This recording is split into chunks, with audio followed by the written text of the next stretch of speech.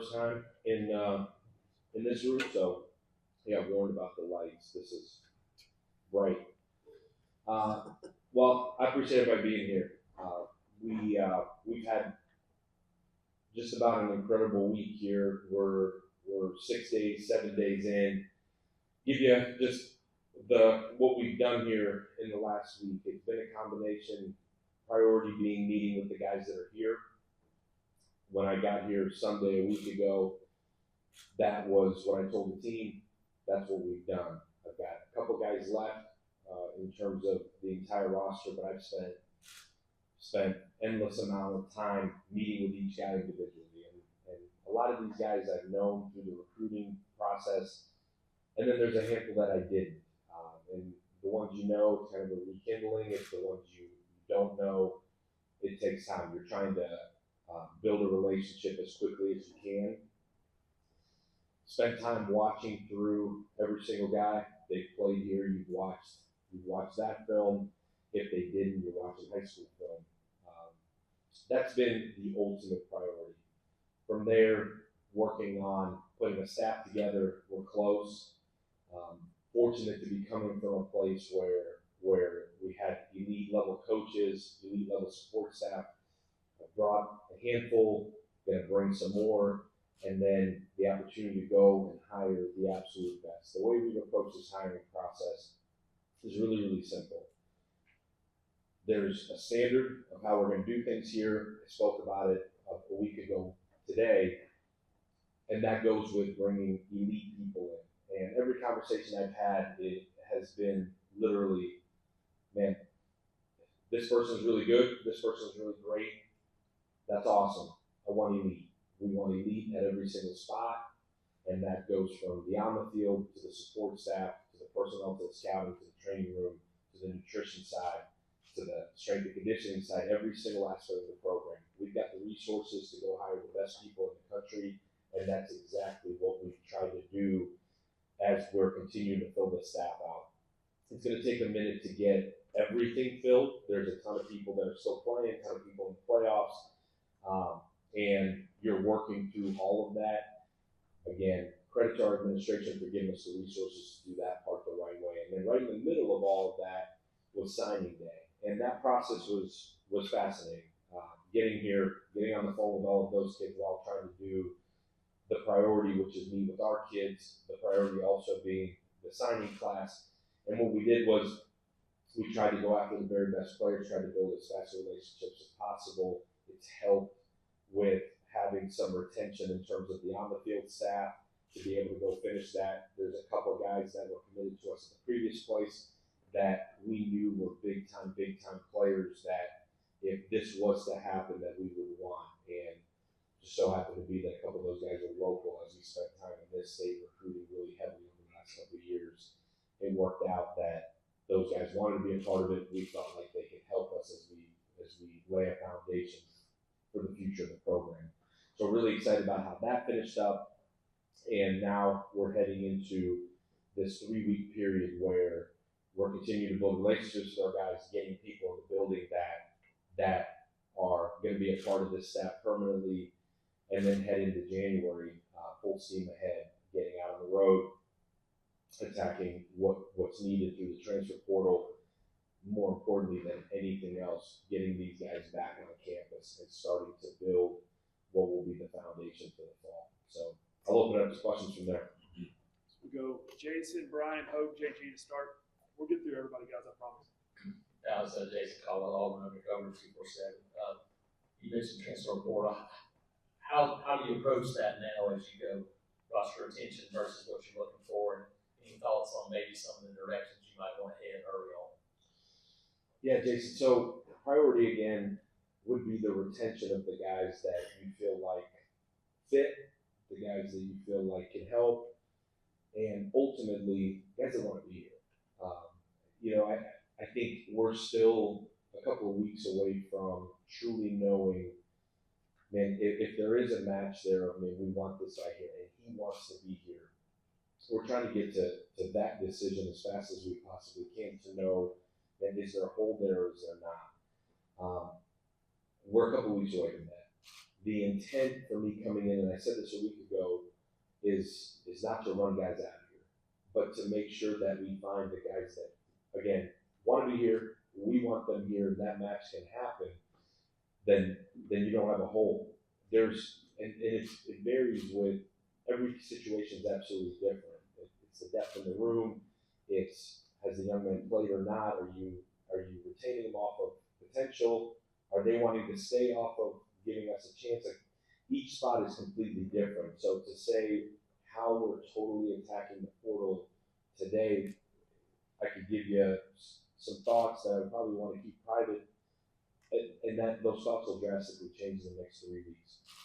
Our intention is always going to be moving forward to recruit high school kids, develop them, and honestly develop them better than anybody in the country, and have these guys here for 3, 4, 5 years.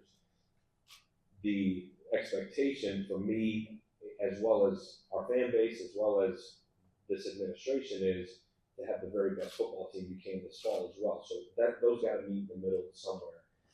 I think the way we attack it in our process, from pre-portal to what the portal will look like, to the recruiting of those young men, like that part, those processes are established in terms of who we're actually going after and where are the positions of need. Some are glaring, like you could tell me some of those, right? Like those are pretty simple. But then there's some where it's totally going to determine, what's going to determine it is who's staying, who's not. And so that's why it'll change. But there's a couple that you and I both could sit there and go, like, you need some help. Matter of fact, I've gotten my calls. But I can sit and look at it and say, I've tried to come in with genuinely, without passing judgment, until I was able to truly evaluate the roster, watch the film. What's awesome coming in is you've got practice film. Like, you can see the progression of these guys. And I'm counting on, honestly, my own evaluation in a lot of ways, but I'm counting on our staff too to sit here and dig and do this research.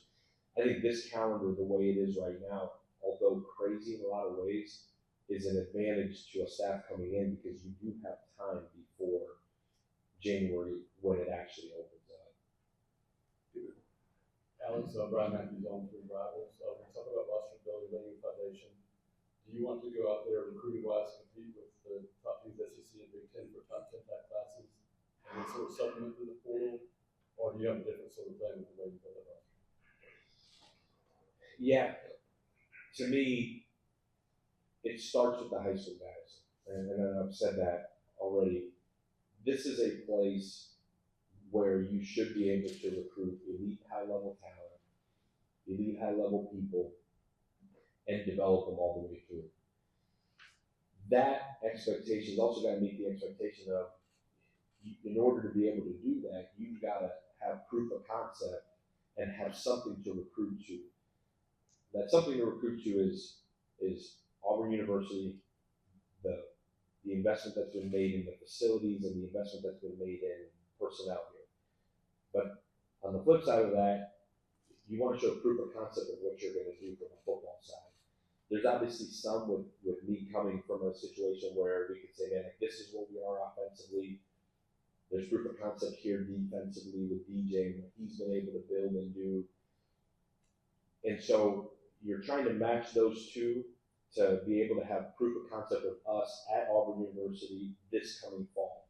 So that's where the balance is. You want to be the very best version of us this fall that you possibly can be, while recruiting and building for a sustainable long-term program at the same time.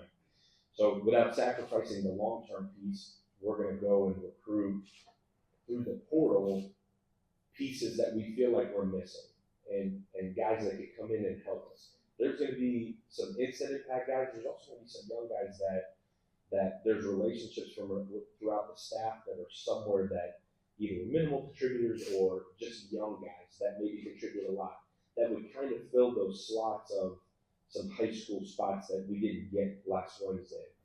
So it's going to be a mix there of both.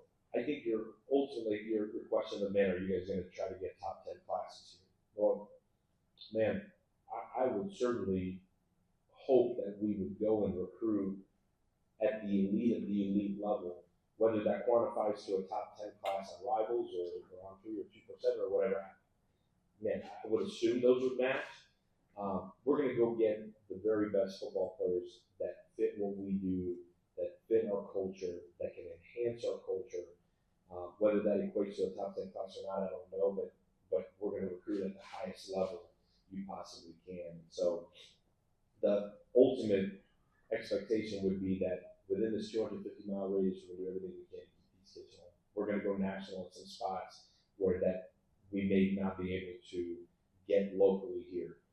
And then at the end of the day, we'll supplement, especially through this first year or two, with the portal. I think the portal is always going to be really silly not to, especially when guys from this area have left, and there's an opportunity to bring them back when they're high-level players for a multitude of different reasons. I think that's why this job is so attractive too, is because you look at whether it's 250, 300 miles around here, this is the best high school football in the entire country in that area.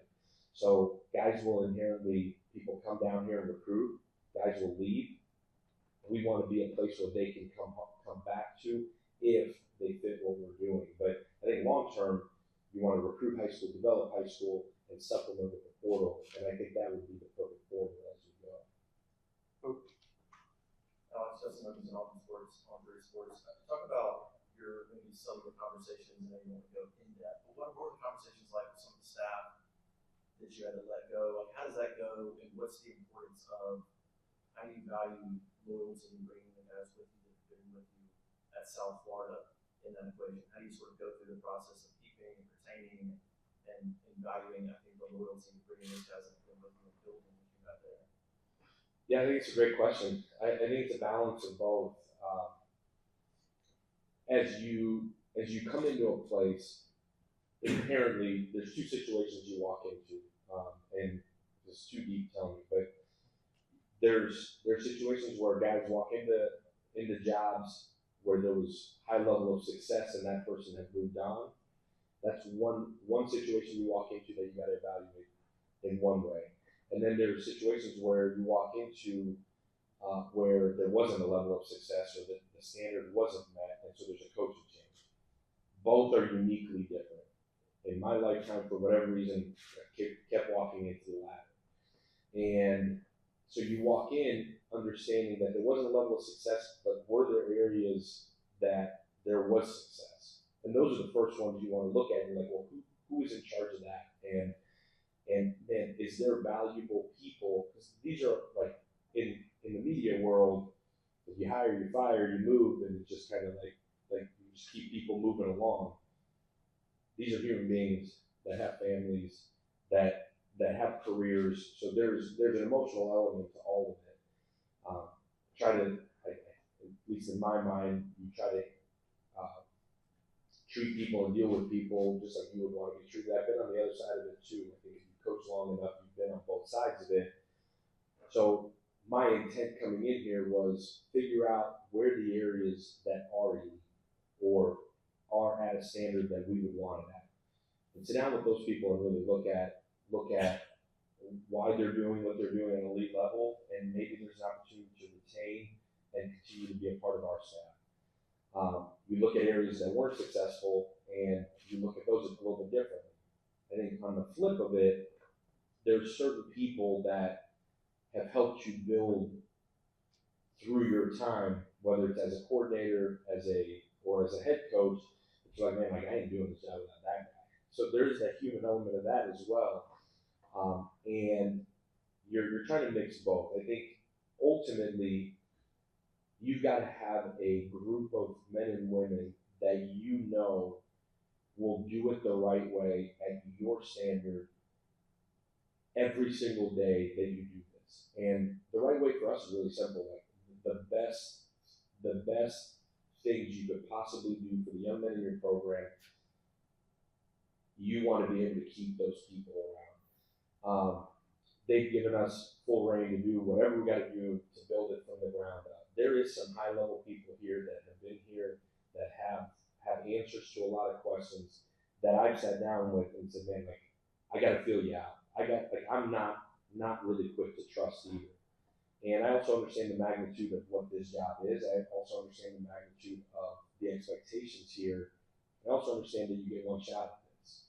And ultimately, I'm going to hire and bring people in here that I know will do what's right by the young men in this program, will do what's right by the recruiting process in this area, and ultimately give us the best chance to go be successful and win, both in recruiting and then the actual football games that matter. And so it's a huge mix. The loyalty to me, and I told our staff before I left at South Florida, the reason why we're getting this opportunity is because of them. Also told them that I'm going to make sure that everybody there, in some way, shape, or form, ends up in a good situation or in a good place. I think everybody's aware that's done this job, that you can't ultimately bring everybody. And there's some people that just don't feel like fit. And that may be regional, that may be things that happen there that just don't fit. But at the end of the day, you're trying to find a balance. There's also people that I've worked with over the years or have admired from afar. I'm like, man, like if I get an opportunity to hire this guy or this girl, like, man, like I'm all in on this person. And so it's a mix of all of it. And the balancing of getting people here quickly, but also getting the right people here has been the most important part of what we're trying to do. And it's also not just putting a bunch of people in a building and saying, go, there's got to be fit. And that's fit in every aspect of the program. And that's, again, from the on-the-field staff to the support staff around it, to the young coaches, to then, again, you go back and it's sports medicine, it's creative, it's strength, it's nutrition, it's every single person that touches these guys. Ultimately, you said the word loyalty. I think loyalty is absolutely critical, but I also think that loyalty doesn't mean that this person would never leave you. I think loyalty is doing the very best job you can, day in, day out, doing right by the guys in the program, doing right by the people you work with, as hard as you can every single day. That doesn't mean you don't ever leave. Like, there have been a lot of people that I've worked with, that have worked for us, with us, or that have left, that are sitting upstairs right now working because they left for a better opportunity or a better opportunity for them and their families. Now, I would say all of that with the last part of what I've done in terms of our staff is there have been some positions that we've let go simply because we've got people that we're bringing in. But there's also a bunch of people in the building that I'm meeting with this week to truly gauge where they are, whether they fit what we do or not, that I've got to sit down with and have conversations, continue to do background, to make sure that at the end of this whole process, we end up with the best group of men and women that are going to help us be successful in every aspect of our program. Go Jay, Johnny, Bert. Yeah, Alex, JG with Auburn Sports on 3. You said in your first press conference you really wanted defense to be really attacky and aggressive. I figured you would like DJ. He's that way. Talk about your decision to hire him, to retain him, and just kind of what your favorite thing is about what you think he's going to bring him. Yeah, I think DJ, again, talk about the staffing. I've known DJ since I was in college. Coached against DJ, admired watching. You can flip the film on and know what DJ Durkin's about. I think being around him now every day for over a week, it's reinforced for me what I thought all along going into it. It's also different when you've coached against them as a coordinator, and you're sitting there and you've got a week to know every single thing about this guy and how he's going to call a game and tendencies and how he thinks. Like when I was an offensive coordinator, I would spend every living moment as you game plan trying to figure out a guy's tendencies, what makes a guy tick, what pisses him off, where can you find that edge to go score one more point with these guys. And so for me, being around DJ here for over a week now, again, we go so far back. We know so many of the same people. We've been in touch. And as I was going through this process, like, it's, whether I'm supposed to say this or not, but like DJ in my mind, as I was going to go through and put a staff together, DJ was the defense coordinator I wanted to hire. And so for me, how fortunate I think I am to be able to get a veteran guy that's, in my opinion, the best in the country right now, with experience in this conference, playing these same teams that we're going to play. And as you sit and talk to these guys that have played here for him defensively, like, the sentiment is all the same: organized, thorough, detailed, incredible motivator, and above all of that, just a really good human being that cares about the young guys in the program. Because I think sometimes that gets lost too. It's like these guys are still young men that need mentors, that need guided, that want to be cared about, that want to be told the truth. Like, all of those things are critically important to me, are critically important to DJ. We continue to have conversations throughout every single day of personnel, scheme, practice planning, calendars. Like, DJ's so eager to get going because I think there's like this breath of fresh air for him as well. But to answer your question, that decision is really easy because I do truly believe that that's one of the best football minds in the country. I truly believe that's one of the best, not just defense coordinators in the country, but one of the best football coaches. He's done it at a high level for a really, really long time for a reason, because he is one of the best to do it. And for me to be able to partner with somebody like that is special. I think we're going to grow through this process here, and my hope is, as we put this roster together, as we build this team, we build this foundation, as we put the defensive staff together too, that it's as in sync as it's ever been, and all moving in the same direction. That would be the expectation of the standard for us as a staff moving forward. He's going to lead the defense. He's going to be a huge part of my decision making in terms of how we move forward. On the recruiting side, is going to be a huge part of my decision making as we move forward through the off-season plan and into the summer, into the season, as will Coach Gordon, and as will from the special team side, as will Coach G on the strength staff. Like, he is. I'm excited to have him. I'm excited to be a part of this program with him leading the defensive charge. And you have another question that I can't remember what you asked. Oh, that's enough. Plenty. Thank you. You got enough? Yeah, I'm good. That's right. Good. Johnny, the mic deferred. Give me some hands again here while we get through some of those. Hey Alex, Johnny Conlon, ABC 3340 Sports in Birmingham back here. It's reported that Auburn turned down a little bit. I'm just interested if you can confirm that, and what was kind of the thought process behind not playing in a bowl game?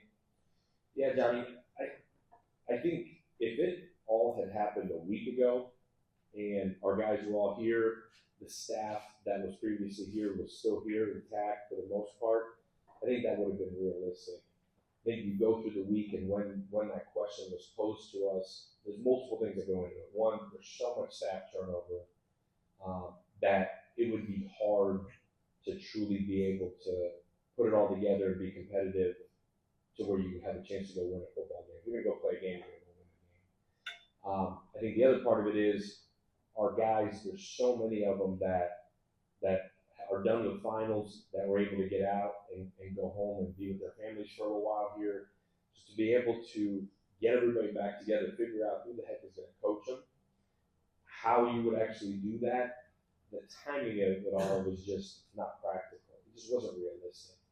I think, would you love to go play a game? Absolutely. Would you love to go compete and win a game? Absolutely.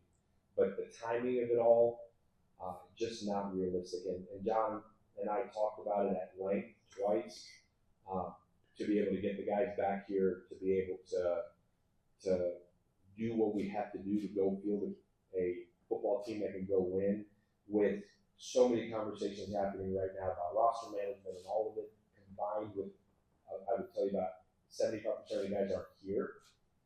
I think that would be really unrealistic and not fair to the kids more than anybody else. So it just didn't make any sense. Mike and then Ferg. Coach Michael Gibbons, War Auburn.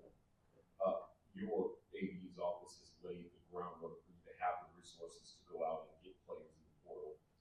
With you bringing in Andrew Warsaw and Alex Fagan, can you talk about how you guys work together to decide where to put NIL dollars to build this next staff? And, coaches around the country said to get a top local quarterback, for example, in the portal, you got to spend $1 million. What's your approach going to be to NIL and where to put dollars to build this next roster? Yeah, so Andrew coming in is huge for me. He's been in this league for a long time. He's got a unique background with being in the operations side, being in the front office side, being in the chief of staff world in terms of overseeing the entire staff from a structure standpoint. Huge resource for me. This is now our third staff together, and as the NIL side has grown in terms of just relevance, importance, the fundraising that goes into some of that, he's grown with it. He's cutting edge. He's high level, intelligent, and he's also somebody that I trust dearly, and the staff that's been with him trust dearly. I think that part is as critical as anything, is that you know that those two sides are working together. They have to. That general manager role is working in the same exact direction as the head coach, and then the coaches and the staff that work with them. In terms of the approach, it's a unified front in the sense that I'm using every resource we have here to make decisions. We've got a structure and I hate to use the word template. It's not really a template as much as a layout of where the funding within a roster should be. I think when you look at it, if you were to just start from scratch, it'd be really, really simple. If you were to start at ground zero, and also if you were drafting rather than recruiting, it would be really, really simple. It would look very similar to an NFL structure. When you walk into a situation like this, where there's obviously a roster, there's some high level players here, and then there's some guys that haven't played, and then there's everything in the middle. You're going to have to adjust to what the roster is and where guys are currently at, for lack of a better term. So it's going to take a couple of years to get to what we feel like is the right structure for what it should look like. Right now, the key emphasis is retention as well as recruiting, and so we're working hand in hand in both of those areas, the retention and the recruiting side. I think ultimately that relationship that Andrew has with me, with our staff, and as he's working so incredibly hard to build with everybody else that touches the program, from an administrative standpoint to the NIL efforts here, to obviously the rev share construction as it's been done by the administration, which our administration is cutting edge and thorough in how they have built it. It's really fascinating. And then partnering with them to make sure that we're continuing to grow, we're continuing to build relationships, we continue to do everything in our power to be the most competitive in the country. Andrew's overseeing those efforts for me. In a lot of ways, is my right hand in every aspect of that. I think what's really unique and what I think maybe hard to quantify or explain is when you've been around this, as much as these guys are getting paid as they should, they're still young men that are growing, developing, both as men, as football players, in every aspect of life. They're still in college. They're still college kids in a huge way. It's hard in year one when a chunk of them don't know who you are. And so you're trying to explain a vision, trying to explain a plan for each of these guys. And at the same time, you know that a year from now, there's going to be a culture set and a program that they're going to feel like they're a part of, and the money piece is still going to be critically important, but not as important because they're going to be a part of something that they have built. So there's juggling a lot of it at the same time, trying to make the best decisions, one decision at a time. To be honest with you, that's what the last 7 days have been in every imaginable way. It's a series of decisions every minute of every day that ultimately I'm sitting there making, and you're trying to surround yourself with the very best people you can that know who you are, know what you like, know what makes you tick. And you asked Alex Fagan. Alex has been with me for so long, and he has grown into one of the best personnel guys that I've ever been around, that is also helping us make decisions from a scouting side, from an overseeing of a personnel standpoint. So as much as Andrew is the general manager and is helping in every imaginable way from a roster management standpoint, we've got a team, Alex is one of them, but we've got a team that we brought, we've got a team that we're hiring. There's in some ways people here that have helped and will continue to help. And I think as a team, between the scouting, the personnel, the advanced scouting side, ultimately our coaches, will put together the very best roster we possibly can with the resources allotted here in as fast of a time span as we possibly can. We're gonna go Ferg, Bill, Jerry, Dan, Jacob. We'll circle back once we're working through it here. A lot of questions. Justin Ferguson, Auburn Observer. Obviously, it's tough, when you come in and get hired, and then 72 hours later, you guys not a recruiting class. How did you feel like you guys did in that? Because there's so many moving parts, and that's obviously a tough situation in a short amount of time. How would you kind of evaluate how your guys did, signing that first class? Yeah, I'll give you the true answer on signing class questions in general. I think you'll know in a couple of years. Some positions faster than others, but I've never thought that winning signing day, quote unquote, is critically important. I think if you try to win signing day, you're probably barking up the wrong tree in a lot of ways. I think if you win football games, probably helps you a little bit more.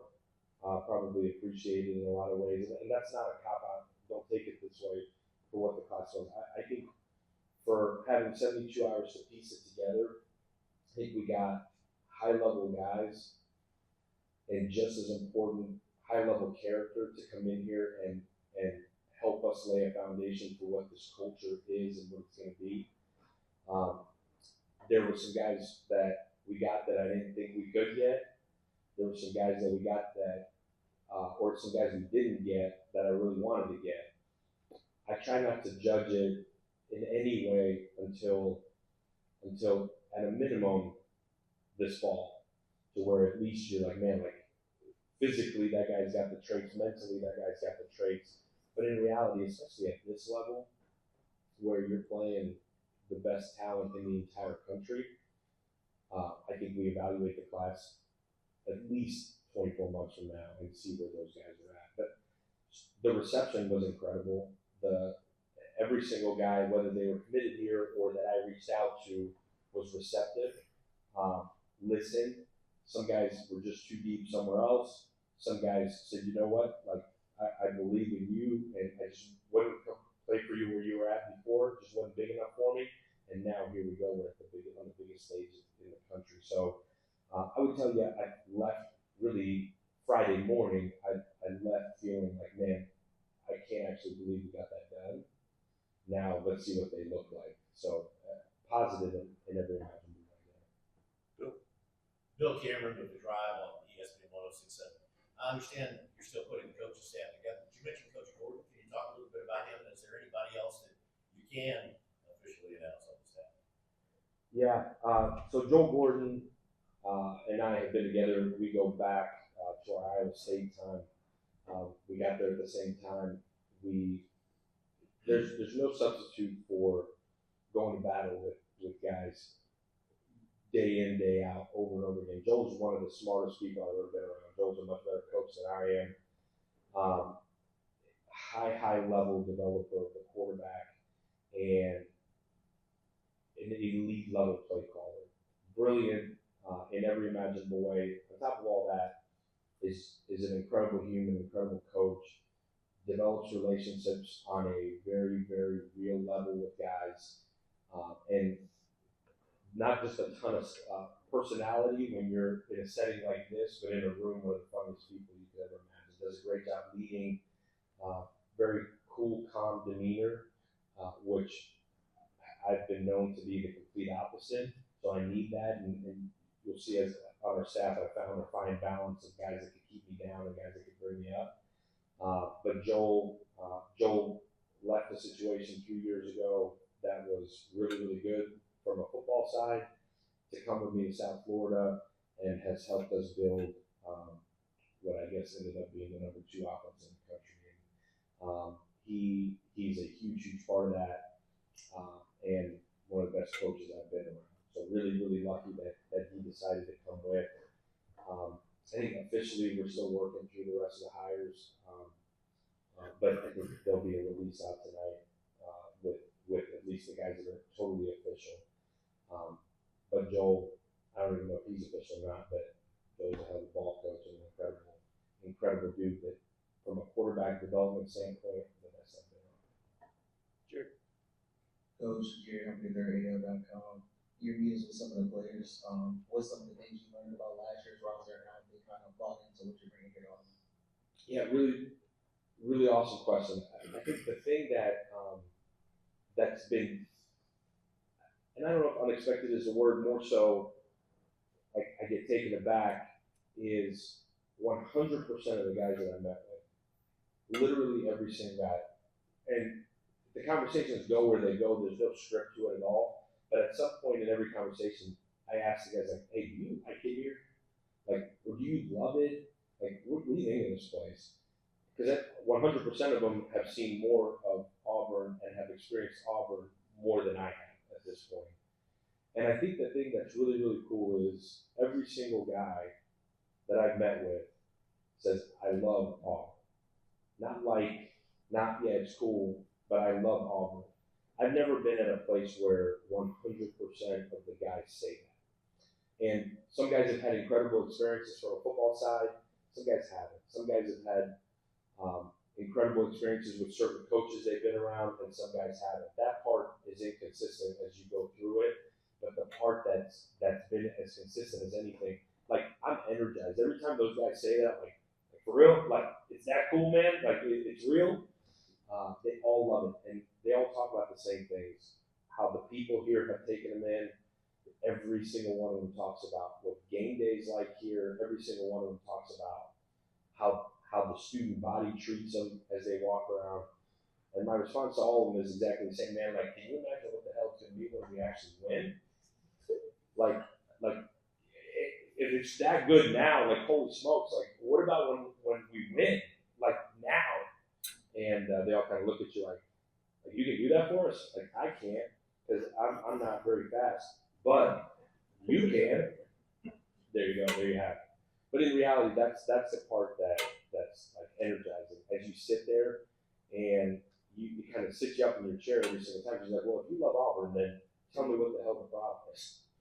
And then tell me what your experience has been here. And each guy has had their own story and their own experience here. But ultimately, what we talk about is, and all you can do is tell them who you are, what you're about, and you give them your vision for what this is, but you talk about your previous experience. Like, for me, you do feel like you're sitting there and you're, quote unquote, recruiting, but ultimately, and I think I've gotten to this point in my career by just being who I am. And we talk about what this program is going to be. I refer a lot back to the last couple of places I've been in leadership roles where, and this is what we build, not from a win-loss standpoint. A lot of it is a development and culture standpoint. Like, this is what's really important to me. Is it important to you? And then on the flip of it, like, what's important to you? Like, what makes you go? What makes you the player that you are? Give me your recruiting journey. Why'd you come here? And to be honest with you, every single guy, in some way, shape, or form, the conversation leads to the same thing, which is like, man, I understand you didn't choose me. Like, there's nobody sitting in that team room, nobody I've met with that has chosen me or had chosen me. They chose Auburn, they chose the previous staff. But the truth is, I chose them. And I'm here because I wanted to be here. And I'm here because I want to be a huge part of why we flip this thing to what people here expect it to be. And ultimately, some of those conversations are 15 minutes, some have been an hour, some have been at 6 in the morning, some have sat there till 1 in the morning. Is what it is. But at the end of the day, I am energized by the fact that every single one of them loves this place. And I'm telling you, I said it the other day in an interview, got one of my closest friends in this profession and really liked Cody Burke. And I don't know if that one's officially it or not, but there's one for you. But KB, and I've known KB forever, KB and my wife are from the same hometown. Like I've watched KB's career, and I watched his career here, and then I had an opportunity to hire him. And I had an opportunity to hire him again. And then I had an opportunity to hire him again. And for as long as I've known KB, he continues to say, man, Auburn's special. Auburn's different. And I'll be honest with you, forever, like, man, like, that's your alma mater. It should be. You had a great run there, man. You got a national championship ring. It should be special. And he's like, no. Like, you don't understand that. It's different. Like, man, I think my alma mater is different. It's awesome. He's like, no, it's different. You just got to be there to feel it. And I've always discounted it as KB being KB, loves his alma mater. And I've been here for a week, and I haven't been outside of this little area here very often, except to go to the hotel. But as you meet people, you talk to the players, you meet people who this is important to, which is everybody that you touch. And my man, like KB, I'm starting to understand why it's different. And I haven't been part of a game day, but even the Tiger Walk for my press conference to the welcome that I felt, I can see what he means. And I get goosebumps thinking about, man, I get to coach at Jordan Hare Stadium. Like, I get to do that. But when we get to that point, I think it'll set in that why this place really is different. And I think unless you've been here, you don't know. And I can't wait to continue to learn about why. But I think KB was right in that way. Dan back, ESPN 106.7. You inherit a roster with a couple of quarterbacks who have eligibility remaining. The portal opens in a couple of weeks. What sorts of things do you and your staff prioritize when you're deciding if someone will be a right fit at the quarterback position? Yeah, there's a lot that goes into the QB spot.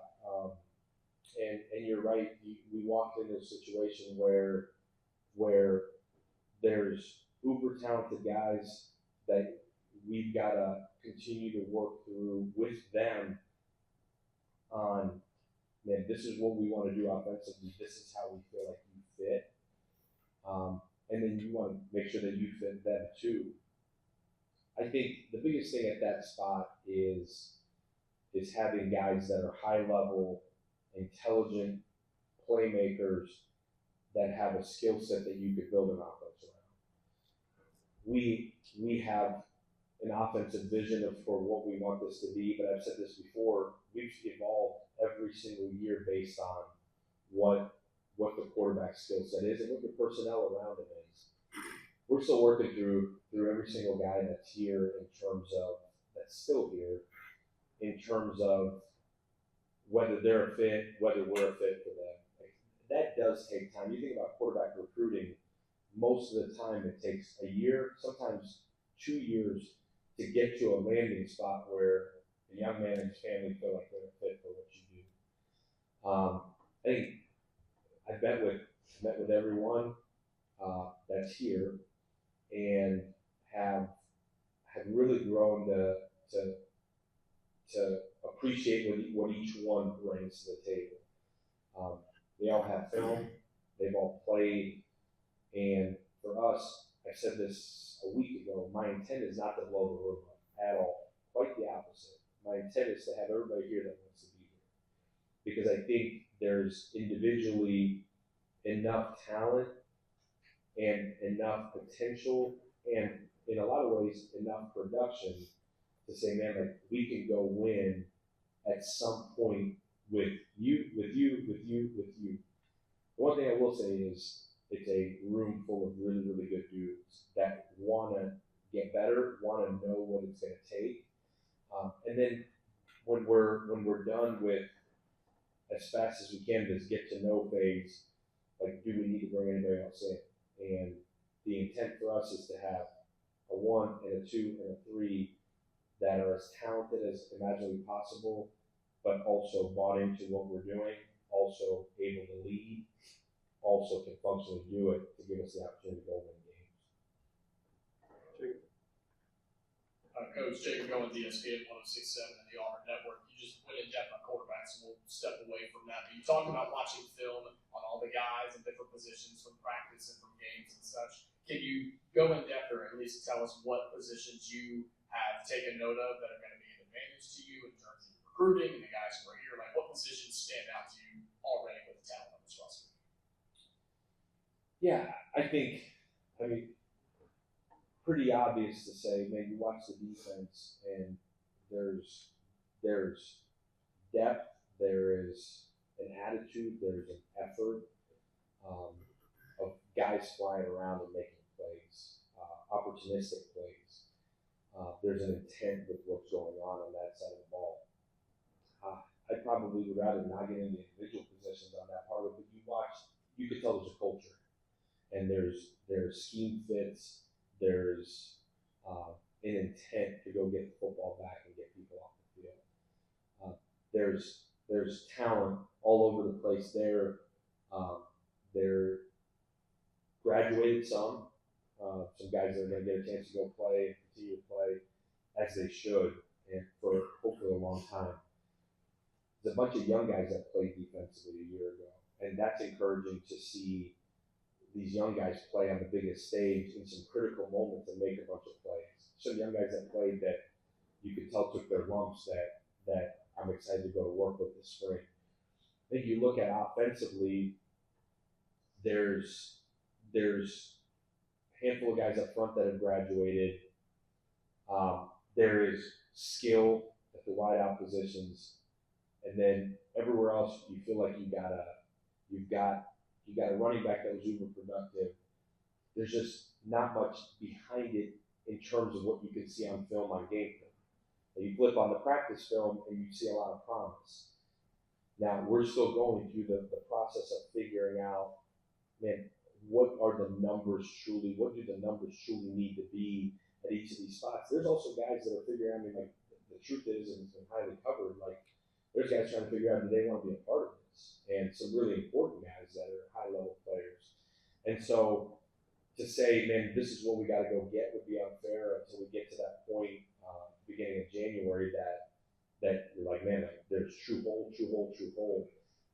But there's offensively, there's pieces all over the place. What we're in the middle of trying to figure out is where exactly do we need to fill more holes, and a lot of depth issues in terms of where do we need to create depth, and is it immediate depth, or is it, and we can take a young guy here that can develop in a year or two, and ultimately then mold an offense around them. Special teams in the same breath, like the specialist situation, making sure that you've got exactly what you need to be able to go be elite. And I think ultimately, I think you keep hearing me say that word. I think the expectation for us, and I would imagine it is as we go here, like it's not meant where can we be really good. It's where can we be elite. And how long will it take to get to that level where we're playing elite level defense, elite level offense, elite level special teams, and that's what we're going to try to get there as fast as we can. But we're continuing to plug through, and I think as we get our staff here totally, like for me, I have a hard time making a decision on a position without sitting there and talking to the guy that's going to coach it. I want his input. I have my own opinion, but I want his input, and that's everywhere across both sides of the ball, and really all three sides of the ball.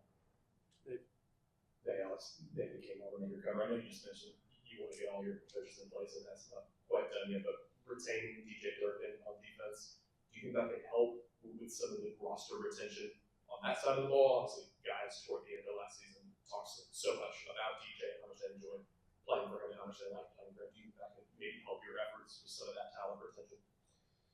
Yeah, I would think so. I tried to keep that out of our decision-making process in general, but I would tell you the neat thing about DJ, it's not just the defensive side. For the time that he was the interim head coach, and I think even before that, these offensive guys that had a chance to play for him under his leadership absolutely loved him. I think the genuine approach he took, and obviously I wasn't here, but hearing those guys talk about Coach Durkin, they certainly, as a whole, felt like, man, like this is a dude we can play for. This is a dude that is real, is honest, is working as hard as he wants us to work. So I would tell you, really, on both sides, it's certainly a familiar face that they respect and trust. So 100% would help in the retention side of it. Christian, last one. Hey Coach, Christian Griffin with ESPN 106.7. In Auburn, the transfer portal calendar is completely different than it has been in the past. You don't have that spring window anymore. Is there any added pressure for first-year coaches, or is there any strategical changes of making sure you get the guys that you needed, maybe even one more in those positions where you see you could need somebody now that you don't have that fail-safe as going out and getting somebody in the spring? That's That's an awesome question. There's no pressure at all, right? In my chair, this is a pressureless job, so no pressure at all. But all joking aside, the pressure is on making decisions really quickly. That's where, I think for years it's been, man, I want to see, by years I mean the last 3, man, I want to see this guy through spring, or I want to see this group through spring, and then see, man, do we need to add somebody there? You don't have that luxury anymore. You're trying to make those decisions. I think for a first year coach, you hit that on. I think that's an awesome question. Like, you're having to make these decisions off of game film, yes, practice film, which wasn't your own practice film, in a different scheme than what you're running, at least offensively. Defensively, you feel like there's continuity there. But you're trying to make decisions off of a young man that you've never been able to work with, put your hands on, like you've never been able to work with these guys. So the pressure is definitely on to make the right decisions. You're trying to gather as much information as imaginably possible to make real, authentic decisions. And it's not so much, man, who do I ask to move on? It's more so, man, is this guy ready to help us? And so, yeah, the pressure to make decisions really quickly is real. It's certainly easier in year 2 and 3 and 4. And I think in year 2, 3, and 4, your development of the guys that are redshirting, your young guys, or maybe guys that aren't redshirting but just aren't playing, on that development has become so much more critical, because you're going to have to make a decision in the same breath that winter on them, rather than in the past where you were able to make it in the spring. So evaluations got to be elite. You've got to go with your gut in a lot of things, and I think that gathering of information more than ever is so critical right now, and that's why I say that you're using every minute of every day to try to gather every piece that you can to try to make elite level decisions, because once you get to the end of January, your roster is your roster. All right, thank you, Coach. Thank you, guys.